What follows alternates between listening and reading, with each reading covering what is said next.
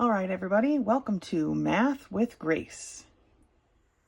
Today we're going to be working through Math 7, Book 703, Lessons 1 through 5. Lesson 1 begins on page 2, and it's titled Formula for the Volume of a Triangular Prism. The formula for finding the area of a triangular prism, that should say volume, of a triangular prism is V for volume equals big B times H.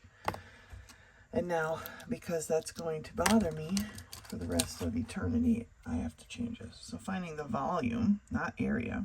Volume and area are not the same thing. Okay, there we go. The big B stands for the area of the base because this volume formula can be used for more than just a triangular prism. So the big B stands for the area of the base, and that area is based off of the shape of your base. And in this case, the shape of my base is a triangle. Okay. The H stands for the height of the prism. All right. So the formula for finding the area of a triangle, remember, is 1/2 base times height, not like the whole base, little b this time. Little b means the bottom of your triangle, right? So in essence, you could say the volume of a triangular prism is, the volume is equal to 1/2 base times height times the height of the prism. Because this is base times the height of your triangle times the height of your shape. Okay? Right, so let's take a look at how this all works together. They have it in two parts, right? The first part that is highlighted is the area of the triangle, or the big B, okay? And they tell us here that the height of my triangle is 2 centimeters, and the base of my triangle is 3 centimeters. So it's going to be 1/2 of 3 times 2. And then this H, which they do in part 2, right? This H is the height of the prism, okay? So then it's, the answer here ended up being 3. So then it's 3 times 5, which is 15. If you wanted to do it all at once, you could have done it all at once. You do not need to do it in 2 steps if you find that unnecessary. Okay, so let's take a look at another example here down at the bottom of the page. Here is our triangular prism. The height of the triangle is 4 inches. The base of the triangle is 8 inches. The height of our prism is 14 inches. Okay, so we have 1/2, 8 times 4, that makes up my triangle, times 14. Now remember, we learned that these things can be multiplied in any order, right? Commutative property. But this is how they're going to set theirs up, and that's totally fine. They do everything inside the parentheses first, which again is unnecessary. But 1/2 of 8 is 4. 4 times 4 is 16. Then they have 16 times 4, which is 224. Now, because this is volume, volume is always unit of measure cubed. And so in this case, our unit of measure is inches, so it's inches cubed with a little 3. Okay, volume is always the unit of measure cubed because you're multiplying an inch times an inch times an inch. So that gives us inch to the 3rd power. Okay, let's take a look here at page 3 and do a couple of these problems together. It says, an A-frame chalet is built like a triangular prism. The chalet is 12 meters wide and 15 meters long. From the floor to the top ridge of the roof is 8 meters. How many cubic meters of air can the chalet hold? All right, so remember, the volume is equal to 1/2 base of the triangle, little b, times the height of the triangle, times the height of the prism. Okay? I could have put everything in parentheses. I could have just written everything right next to each other, but I'm just trying to separate the fact that this is the height of my triangle, this is the height of my prism, right? So let's put it all together. 1/2, the base of my triangle is 12 meters. The height of my triangle is 8 meters. And the height of my prism is 15 meters. Okay? Now I'm going to go ahead and reduce my fraction right now. 1/2 of 12, or 12 divided by 2, is 6. All right? So, we grab our calculators, and we have 6 times 8 times 15. Okay?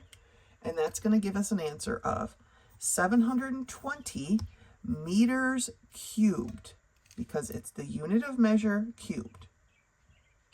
All right, let's do another one. Use the formula to find the volume of the triangular prism. Okay, the formula being this.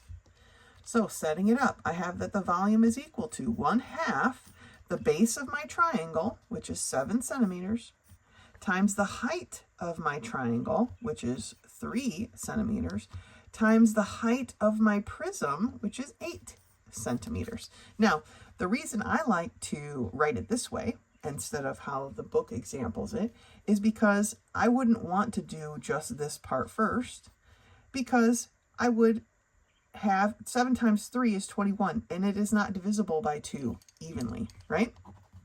So I'm going to have a fraction then times a whole number, which is 8. But if I just remember that I can multiply these in any order, then I will just come over here and say, well, 8 is an even number, so 1/2 of 8, or 8 divided by 2, is 4.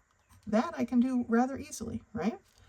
21 times 4 is 84, right?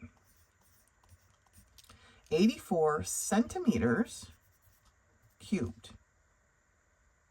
All right, so the volume of this shape is 84 centimeters cubed. So remember, when you are using this formula, this is the basic formula for the volume of a triangular prism. Volume equals big B times H.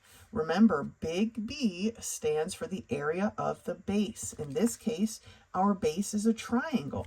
So I substituted the formula for the area of a triangle for the big B, which is this part here. Okay? This is the formula for the area of a triangle, which is our big B. Those are the same thing. All right, so we substituted them out. See, here's our formula for the area of a triangle. I just substituted that for the big B in my formula, and then put in the information that we're provided, and solved. Okay? That's it for lesson 1. Go ahead and finish the We Remember, and then you can meet me back here for lesson 2. Lesson 2 begins on page 7, and it's titled Changing Fractional Percents to Decimals Without Rounding. It says here that you have learned to change a percent to a decimal when the percent includes a fraction, right? 3 1/2% is the same as 3.5%, which is the same as 0.035. It says here, though, that sometimes a percent is a fraction less than 1%. For instance, 1/4% means only, or 1/4%, 1/4% means only 1/4 of 1%. It's less than 1. To change fractional percents to decimal, first you change the fraction to a decimal. It says here that 1/4% is the same as 0.25%, right? A quarter. Move the decimal 2 places to the left and add your percent sign. So here are some examples. 1/2 of a percent, remember, less than 1, is the same as 0.5%, which equals 0.005 as a decimal. 3/4% is the same as 0.75%, or when we move our decimal, it is 0.0075 as a decimal. And 1/5% is the same as 0.2%, which as a decimal is 0.002. Now, to figure out what this would be as a decimal, we take the numerator, which in this case is a 1, and we divide it by the denominator. So 1 divided by 2, that's what's represented by this fraction anyway, would give us 0.5. 3 divided by 4 would give us 0.75, and 1 divided by 5 would give you 0.2. Okay? And so that's how we do those. Usually when they have you changing over percentages, they then have you use those percentages in some type of problem. So let's take a look at what we have here for this example. It says, what is 3/4% of 450? How do we write this? As a equation? You know, what have we been practicing? Do we know what the word what is? No, that's our variable. The word is means equals. So what is 3/4%? What does the word of mean in math? To multiply. This is the equation that we need to work out, okay? Of course, this would need to be changed to a decimal, which would be this decimal here, and your answer would be 3.375. Okay, let's do these problems together. 1/2%, they want us first to change it to a decimal percent and then to a decimal without the percentage, right?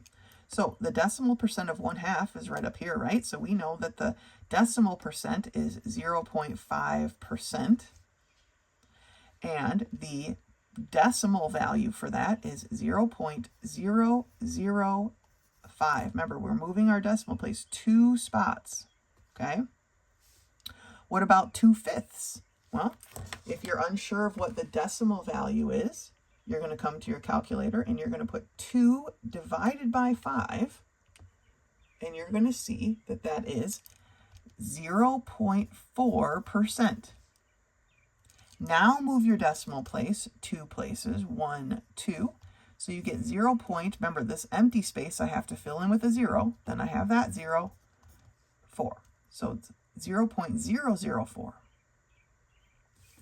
Here we have 1/10. Now, 1/10, you might need to get comfortable with the fact that that's just 0.1. But if you're unsure, we can take 1 divided by 10, and we get 0.1%. Okay, we're still in our percent phase. Now we need to move our decimal 2 places, and we get 0.001 as our decimal value. 1/4 was done in our example up here. So we know that 1/4% is the same as 0.25%. Moving our decimal place 2 spots, we get 0.0025. Okay, now we have technically we only have 1 problem to work on. The book did the first one for you, but we're going to do this next one together. So it says, what is, let's write out our equation, what is 2/5%? Now we figured out the decimal value up here already, so I'm going to write that down.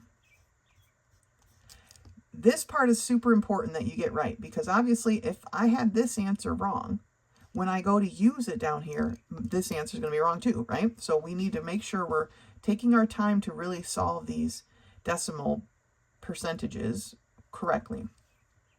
The word of in math means to multiply. So we're going to multiply that by 95. So we have 0.004 times 95 equals 0.38. Okay? And if we think about it, it makes sense, right? If the number was larger than this, I would be kind of taken aback, because remember, this is less than 1%. And 1% of 100, okay?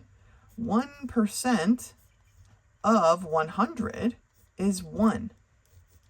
So if I'm taking less than 1% of less than 100, it better not be 1, right? I'm taking a smaller piece of a smaller portion.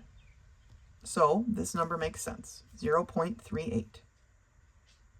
Okay, so just like our percentages before, it's really not too different, right?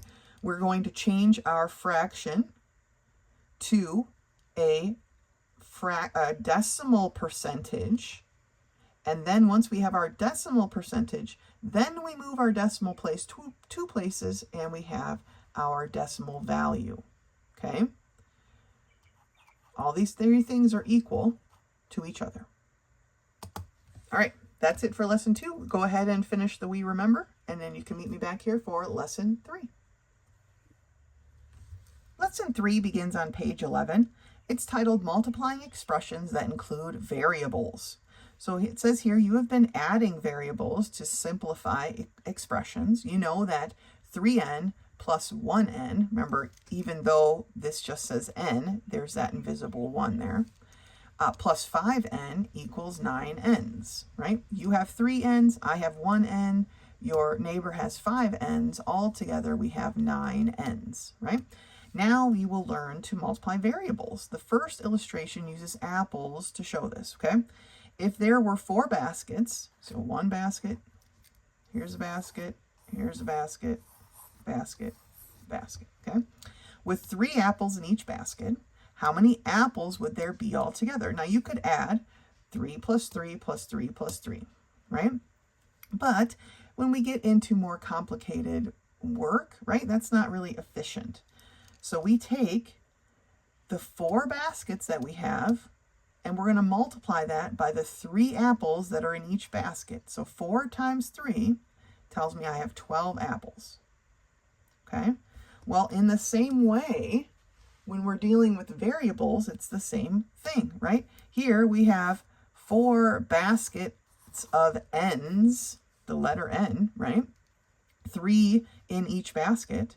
So if we take 4 times 3n, we end up with 12n. We take the number times the number, which is the 12, and then in the future, we'll take the variable times the variable. In this case, we only have the 1, so it just gets to sit right there.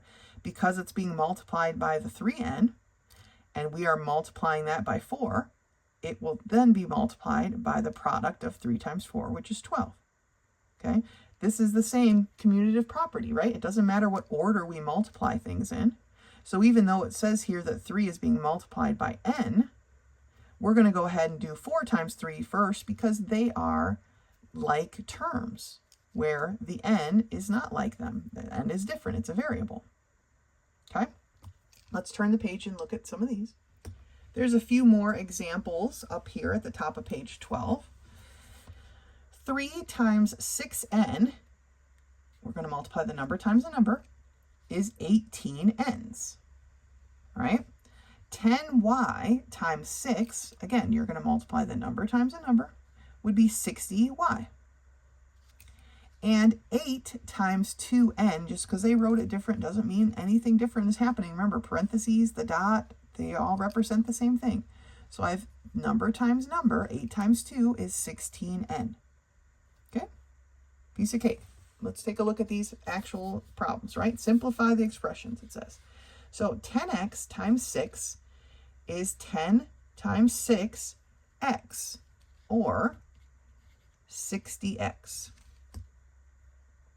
That's it. Part B is 5 times 5y. Multiply the number by the number. 5 times 5 is 25y. Okay? 2n times 8 is the same as 2 times 8n, or 2 times 8 times n, right? 2 times 8 is 16 times n. Part D is 7 times 4x, which is 7 times 4 times x, or 7 times 4 is 28 times x. Okay? The variable is not a like term with the constants, so they cannot be combined. We don't know what the x represents just yet. So we just leave it there. Okay? Problem number 2. 16n times 2. All right, 16 times 2 is 32, so it's 32n. I'm only going to do one more with you, and then I'm going to leave you with 2 problems to work on your own. Let's take a look at letter D. I'll leave you with B and C to work out on your own. But they put a star next to D, so let's do it together. And the reason they put a star there is because now there are 3 terms. But remember, the commutative property of Multiplication tells me it doesn't matter what order I multiply in. So 6 times 3n times 4 is 6 times 3 times 4 times n. Okay? You can multiply it however you want. Get your calculator out, or you can multiply it bit by bit, right? I would multiply 3 times 4 first, which is 12, right? 12 times 6 is 72, okay? So 72n is my answer. Don't forget that variable, all right? If you use your calculator, totally fine. If you sat and multiplied it out, totally fine. 72n. I've been doing it a long time, so I have a lot of experience multiplying, okay? Plus, there's 12 inches in a foot, and I used to work construction, so I know how many inches are in 6 feet, right? All right. That's a story for another time. Anyway, 72n. So when you're working these problems, we're going to multiply the number times the number, because we know that it doesn't matter what order we multiply in. And then we're going to multiply that by our variable, or just basically writing the variable right next to it, which implies the multiplication when they're sitting right next to each other. Okay? All right. You go ahead and finish lesson 3, and I will meet you back here for lesson 4. Lesson 4 begins on page 16, and it's titled Commission. Now, we've been working a lot with percentages, and that gets us up to this point in commissions, right? A commission is a percentage of something that somebody earns, okay? Our system of economics, called a free enterprise, is based on the concept that people work best when they are directly rewarded for their labor, okay? You're going to work best when you are paid, right? That's how the free enterprise works. Commission is money that is paid to a salesperson as a reward for selling a product. Typically, when you think of commission, you think of like car salesmen, but honestly, there's commissions on all types of sales work. Salesmen are often given a percentage of the value of the goods that they sell. A salesperson who works strictly on commissions will not receive any pay if they do not make any sales. If you work only on commission, you only make money when you sell something. But, so if you don't sell anything, you're not making any money. But if you sell a lot of things, you're going to make a lot of money. Okay? Now, that being said, let's just take a look at this commission example, right?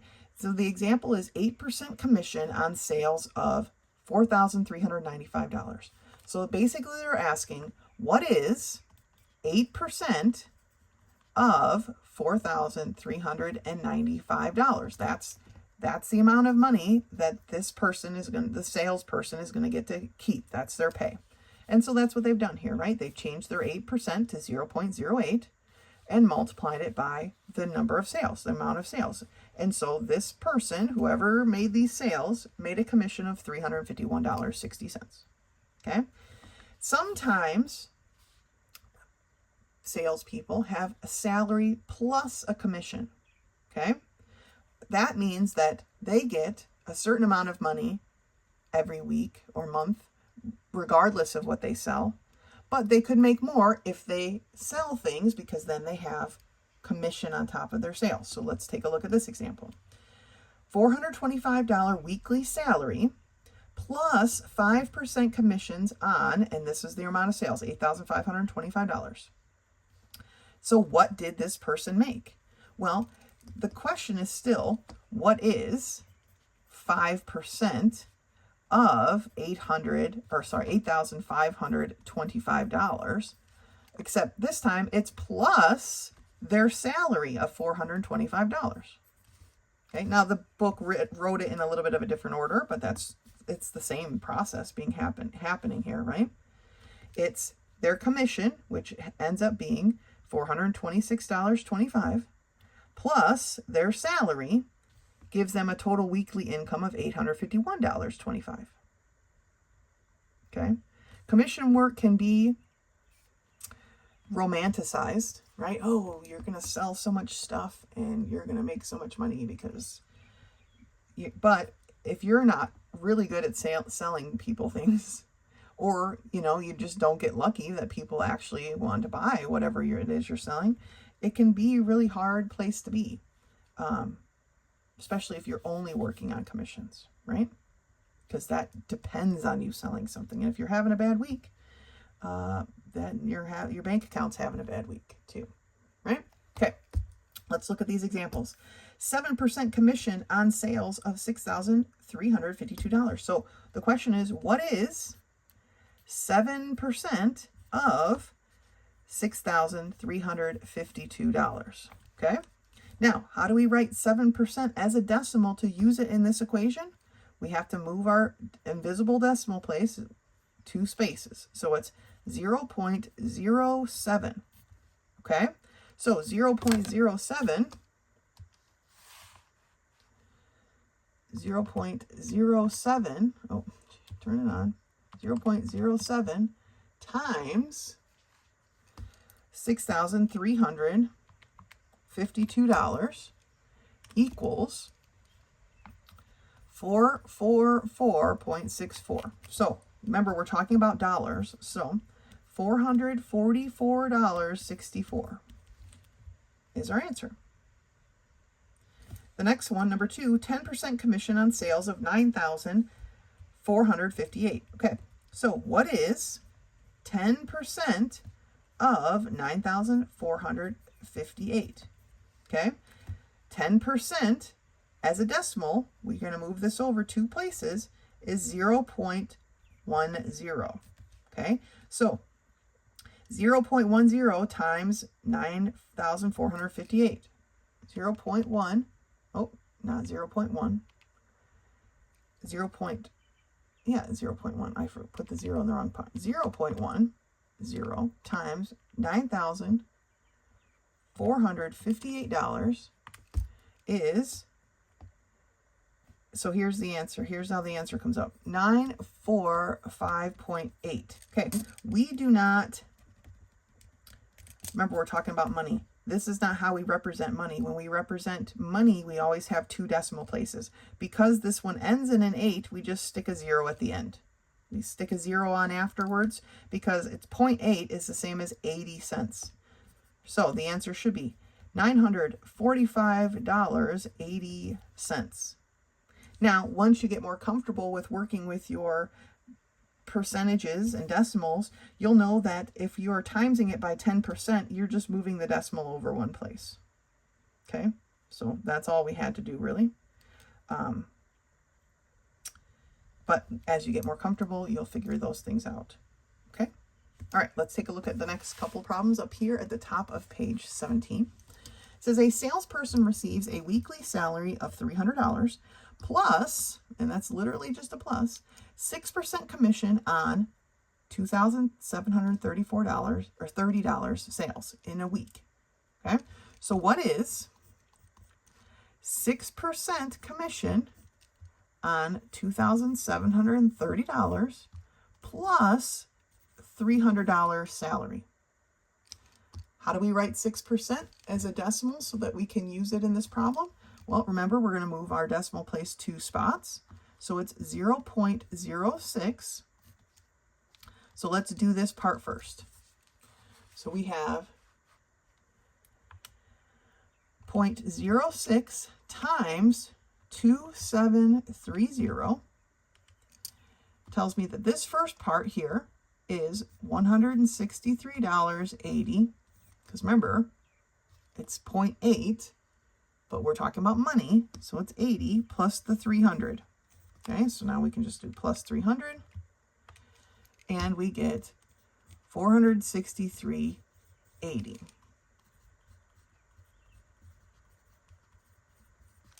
Okay, we're talking about dollars. We put a dollar sign out front, and we have always 2 decimal places. Okay, number 4. A salesperson receives a weekly salary of $350 plus 5% commission on $3,200 for a week. So what is 5% of $3,200 plus $350? Okay, that's the problem that we're working on.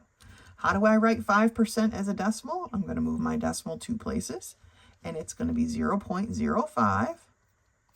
And I just cross that out so that I don't end up doing it twice, right? So what is the Commissions, well, the commission is 0.05 times 3,200 equals, so this is $160 plus 350, right? We don't want to forget that over here. So plus 350 is a total of $510. Now, since there is no decimal point at all here, you do not have to write in 0.00, but you could, but you don't have to. But you do need to put a dollar sign because we're talking about money, right? Okay, so as a review, commission is a percentage someone earns on the sales that they made, okay? So let's say this person here sold a car for $4,395 and they earn 8% commission on that sale. We say, what is 8% of their sale? And it is $351.60. So that's what they earned for selling that, okay? This person that's on a salaried commission, like problem number 3 and 4, right? They still earn a percentage of some amount of sales plus the salary that they're being provided.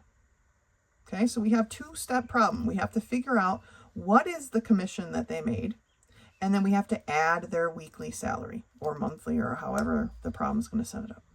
Okay? All right, that's it for lesson 4. You've got the We Remember to finish on your own. And then remember, lesson 5 is a quiz, and that quiz can be found in the back of your book. That's going to be it for this video. As always, if you have any questions or need any help, extra help, please do not hesitate to contact me. Otherwise, until next time.